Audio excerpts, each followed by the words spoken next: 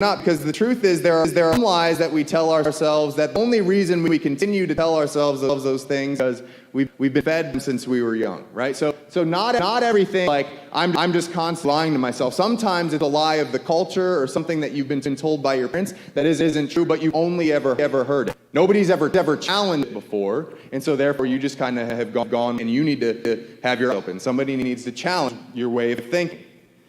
But the most dangerous lies that we tell ourselves are the ones that we keep around simply because we want them to be true. And let's be honest, most of us have had those kinds of lies.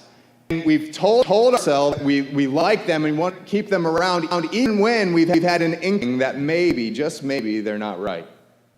That there's been a red flag somewhere along the line, and rather than examining that more deeply, we've simply kind of put it behind us so that we don't think about maybe this is true. These are the most dangerous lies we tell ourselves.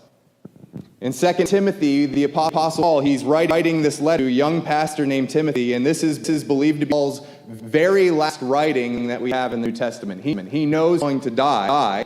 He knows his life is going to be ending soon. And so he's writing his final instructions to a pastor, a church leader, to say, hey, this is how you need to lead.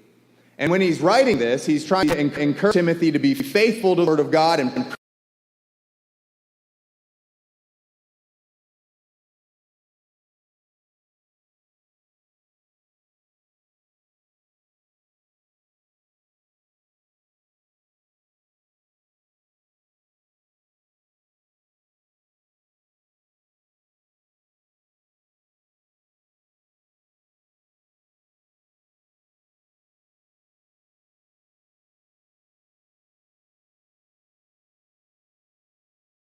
in other words, and I believe we're here again, people are to look for teachers, Bible teachers, who will affirm them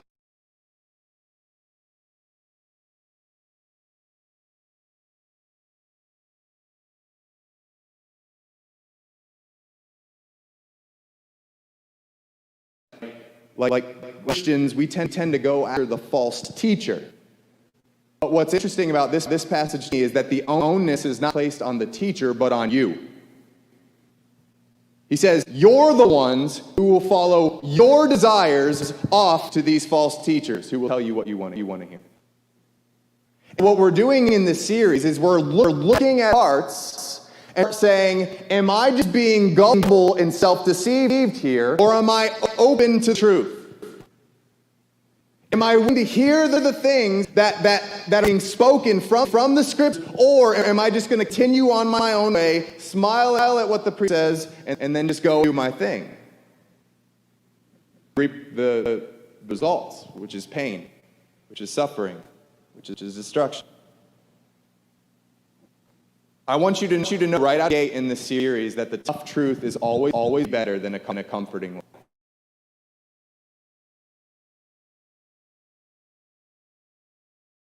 Comforting lie. And listen, I know it's warm in here. I'm going to get sweatier than all y'all, so just pay attention, all right? Today's lie that we're addressing is the one that is the title of the series. It's all about me. It's all about me. It's a thing going around on particularly TikTok, but also other social media sites. It started really with the pandemic. And there's this phrase that keeps coming up, and it's people saying that this person is off main character energy. Have you guys this? Yeah? Some of you are like, some of you maybe have used that before. I've got the 50-year-olds going like this. I've got the 20-year-olds going like this. That's okay. Let me bring you up to speed.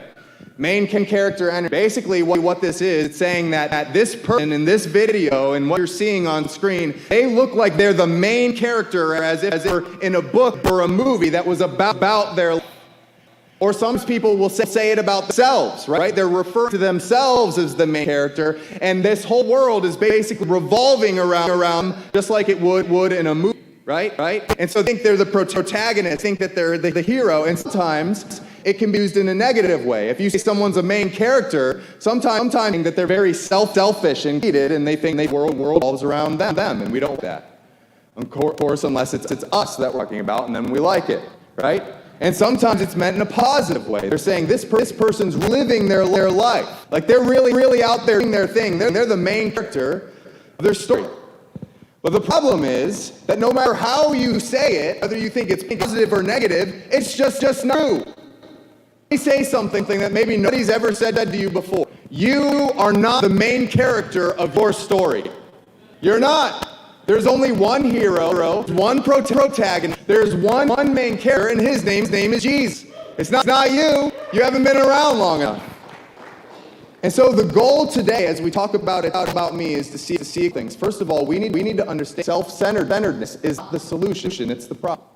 I know a lot of people, I've seen it on social media, you've probably seen it too, where they go through some hard stuff in life, and they the attitude they get. I'm not anybody anymore taking care of me and mine.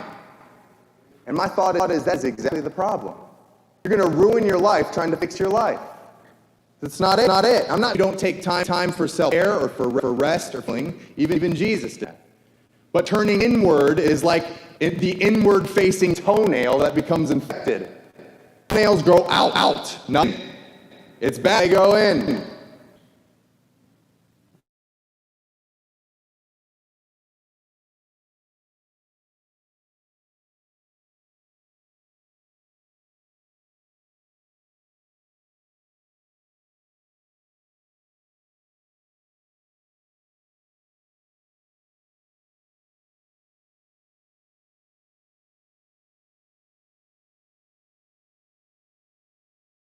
The only way to